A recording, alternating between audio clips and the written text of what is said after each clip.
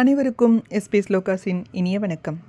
தேவி நாராயணியம் தசகம் 26 7 முதல் 12 வரையிலான ஸ்லோகங்களை இந்த பதிவில் நாம் பார்க்கலாம். ஸ்ரீ குருப்யோ நமஹ. பிரம்மைவ சத்யம் பரமத்விதீயம் மித்யா ஜகத் சர்வமிதம் ச ஜானே ததாபி மாம் பாதத ஏவ ராஜ்யம் கிருஹாதி சிந்தா வததஸ்ய ஹேதும். மகரிஷியே, சமாதியின் நிலையினை உங்களுக்கு சொன்னேன். ஆனால் என் நிலையும் அதுதான். இந்த உலகம் கனவை போல் பொய் என்று தெரியும். இந்த ராஜ்யம், வீடு அனைத்தும் மித்தை என்பதையும் நான் அறிவேன். ஆனால் இந்த ஞானம் சமாதிக்கு இல்லை. அவருக்கு மோகம் இருந்தால் ஆச்சரியம் இல்லை. ஆனால் எல்லாம் தெரிந்த நானும் மோகம் அடைகின்றேனே, இதற்கு காரணம் என்ன என்று கேட்டான். இங்கு நாம் ஒன்றை தெரிந்து கொள்ள வேண்டும். ஒருவன் தன் குழந்தைகள் எல்லாம் மரணமடைய மனம் மிகவும் வருந்தி தானும் தற்கொலை செய்து கொள்ள தண்ணீரில் குதிக்க முயற்சிக்கிறான். அவனை பற்றி நாம் என்ன நினைப்போம்? ஆத்மீகத்தில் உயர்ந்தவனா அல்லது தாழ்ந்தவனா? உயர்ந்தவனென்றால் எதையும் தாங்கும் இதயம் வேண்டும். தற்கொலை என்ற சிந்தனையே வரக்கூடாது. அப்படி வந்தால் அவர் ஒரு சாதாரண மனிதராகத்தான் இருக்க வேண்டும் என்று நினைப்போம். அப்படி ஒருவர் இருந்தார். ஆனால் அவர் யார் தெரியுமா? அவர்தான் மகானான வசிஷ்ட முனிவர். அவருக்கு ஞானம் இருந்தாலும் பற்று போகவில்லை. அவருடைய அடுத்த ஜென்மத்தில் சுரதனாக பிறந்தார். அதனால்தான் எல்லாம் தெரிந்த நானும் ஏன் இப்படி என்று கேட்கிறார். ராஜ்ய பரிபாலனம் செய்து ஆனந்தம் அனுபவித்த பின்தான் முக்தி என்று தேவி அவருக்கு பின்னால் அனுகிரகம் செய்ய போகிறாள். ஏனென்றால் ஆசை மிச்சம் இருந்தால் மீண்டும் பிறக்க வேண்டும் என்பதே நியதி. ஊச்சே தபஸ்வி ஸ்ருணு பூபமாயாம் சர்வஸ்ய ஹேத்து சகுணாகுணாசாம் பந்தம் ச மோக்ஷம் ச கரோதி சைவ சர்வேபி மாயா வசகா பவந்தி. எல்லா உயிர்களின் பந்தத்திற்கும் மோக்ஷத்திற்கும் காரணம் மாயைதான். அந்த மாயா அகுணை, அம்பாள் நிர்குணை. அம்பாளின் காளி, லக்ஷ்மி அவதாரங்கள் சகுணை. ஒருவனுக்கு மனைவி, மக்கள், செல்வம் இவைகளில் ஏற்படும் ஆசைதான் பந்தம். இந்த மமதையையும் பந்தத்தையும் ஏற்படுத்துவது யார்? தேவிதான். இதிலிருந்து விடுதலை தருவதற்கான அந்த மோட்சத்தை தருவது யார்? அதுவும் அந்த தேவிதான். இதில் எந்த சந்தேகமும் இல்லை. 3 உலகத்திலும் இந்த மாயையின் வசப்படாதவர்கள் யாரும் இல்லை. ஞானம் ஹரேரஸ்தி விதேஷ்ச கிந்து க்வசித் கதாசின் மிலிதௌ மிதஸ்தௌ விமோஹிதௌ கஸ்த்வமரேனு கஸ்த்வம் ஏவம் விவாதம் கில சக்ருது ஸ்ம. பிரம்மம் மட்டுமே சத்தியம். இந்த உலகம் மாயை. இது சுரதனுக்கு நன்கு தெரியும். ஆனாலும் எனக்கு ஏன் மமதை வந்தது என்று கேட்கிறான்.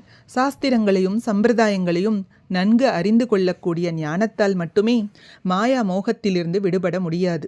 பிரம்மாவிற்கும் விஷ்ணுவிற்கும் பிரம்மமே சத்தியம், மற்றதெல்லாம் மாயை என்கிற ஞானம் உண்டு. ஆனாலும் அவர்கள் இருவரும் ஒருமுறை சந்தித்த பொழுது தங்களில் யார் பெரியவர் என்ற சர்ச்சை ஏற்பட்டது. பிரம்மா சொன்னார், நானே இந்த உலகை படைக்கும் கர்த்தா, அதனால் நானே பெரியவன் என்றார். உனக்கு ஆபத்து வரும் காலங்களில் உன்னை காப்பாற்றியது யார்? நான் தானே, அதனால் நானே பெரியவன் என்றார் விஷ்ணு. அப்பொழுது அங்கு ஒரு சிவலிங்கம் தோன்றியது. உடனே ஒரு அசரீரியும் கேட்டது. இந்த சிவலிங்கத்தின் அடியையோ அல்லது முடியையோ யார் காண்கின்றாரோ அவரே பெரியவர் என்றது. உடனே விஷ்ணு அடியை காண பாதாளம் நோக்கியும் பிரம்மா முடியை காண ஆகாயம் நோக்கியும் சென்றனர். விஷ்ணு தன்னால் முடியாமல் திரும்பி வந்துவிட்டார். பிரம்மா சிவனின் தலையிலிருந்து விழுகின்ற ஒரு தாழம்பூவை பார்த்து அதனுடன் பேசி அதைத்தான் சிவனின் முடியை கண்டதற்கான சாட்சியாக கொண்டு வந்தார். விஷ்ணு அந்த தாழம்பூவிடம் கேட்க அதுவும் பிரம்மா தன்னை சிவனின் முடியிலிருந்தே கொண்டு வந்தார் என்று பொய் சாட்சி சொல்லியது. இதில் நம்பிக்கையின்றி விஷ்ணு சிவனை தியானித்தார். சிவனும் அங்கு வந்தார். ஏ தாழம்பூவே, நீ பொய் சொன்னதால் இனி என் பூஜைக்கு அருகதை ஆக மாட்டாய் என்று சிவன் சொன்னார். பிரம்மா வெட்கி தலை குனிந்தார். சிவன் தாழம்பூவை நிராகரிப்பதற்கும் நம்மில் யார் பெரியவர் என்று ஞானம் மிகுந்த பிரம்மாவும் விஷ்ணுவும் விவாதம் செய்வதற்கும் காரணம் என்ன? மாயைதான். எந்த நேரத்தில் இந்த மாயையில் அகப்படுவோம் என்று யாருக்குமே தெரியாது. இதில் அகப்படாமல் இருக்க ஒரே வழிதான் உண்டு. அந்த ஞானஸ்வரூபியான பராசக்தியை வணங்க வேண்டும்.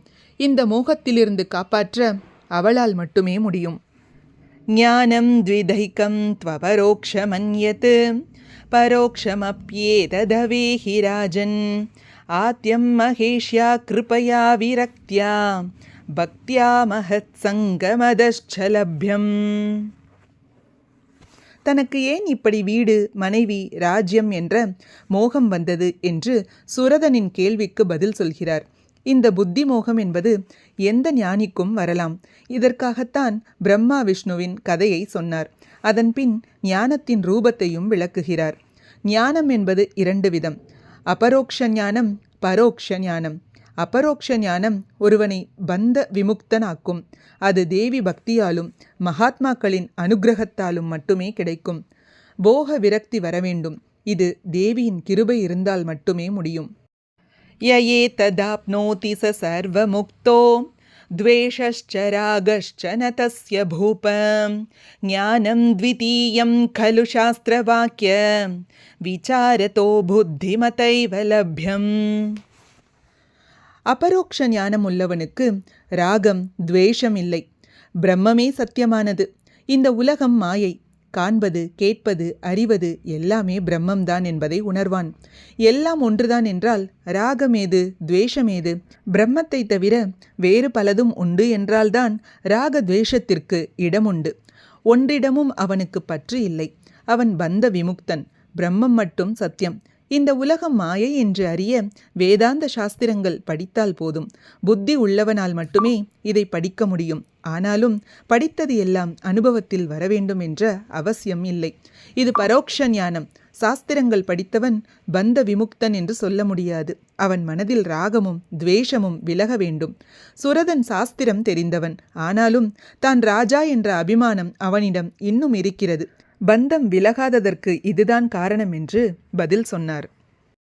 ஷமாதிஹீனோ ந ச சாஸ்திரவாக்ய விசாரமாத்ரேன விமுக்திமேதி தேவ்யா கட்டாக்ஷை லபதே ச புக்திம் முக்திம் ச சா கேவல பக்தி கம்யா. மகா வாக்கியங்களை படிப்பதால் சாஸ்திரங்களையும் சித்தாந்தங்களையும் தெரிந்து கொள்ளலாம். அது பரோக்ஷ ஞானம். சாதனைகளை நடைமுறையில் கொண்டு வந்தால்தான் அபரோக்ஷ ஞானம் வரும். அப்பொழுதுதான் பந்தத்திலிருந்து முக்தி கிடைக்கும். சமம், தமம், திதிச்ச, உபரதி, ஸ்ரத்தா, சமாதானம் இவைகள் ஞான சாதனைகளின் வழிகள். விஷயபோக சக்திகள் தோஷம்தான் தரும். மனதை போக விஷயங்களிலிருந்து விலக்கி கட்டுப்படுத்த வேண்டும். அதுதான் சமம். இந்திரியங்களை அதனதன் போக்கில் அலையவிடாமல் கட்டுப்பாட்டில் வைக்க வேண்டும். அது தமம். எந்த துக்கத்தையும் சகித்துக்கொள்ள பழக வேண்டும். இது திதிக்ஷா. மற்றவர்கள் நம்மை எப்படி பார்த்தாலும் நினைத்தாலும் பகவான் சிந்தனையுடன் இருக்க பழக வேண்டும். இது உபரதி. சாஸ்திரத்திலும் குருவிடமும் நம்பிக்கை வேண்டும். இது ஸ்ரத்தை. புத்தி பிரம்மத்திலேயே லயிப்பது. இது சமாதானம். இவைகளை நிரந்தரமாக அனுஷ்டித்தால் உள்மனதிற்கு சக்தி கிடைக்கும். இப்படியாக பரோக்ஷ ஞானத்தை அபரோக்ஷ ஞானமாக மாற்றிக்கொள்ளலாம். சுரதன்தான் எல்லாம் அறிந்தவன் என்று சொன்னாலும் அவன் அபரோக்ஷ ஞானம் உடையவனாக மாட்டான். இதுவே இதன் பொருளாகும். இது போன்ற ஸ்லோகங்களுக்கும் ஆன்மீக விஷயங்களுக்கும் நம்ம சேனலை மறக்காமல் சப்ஸ்கிரைப் பண்ணிக்கோங்க. நல்லதை நடக்கட்டும், நன்மையை பிறக்கட்டும். நன்றி, வணக்கம்.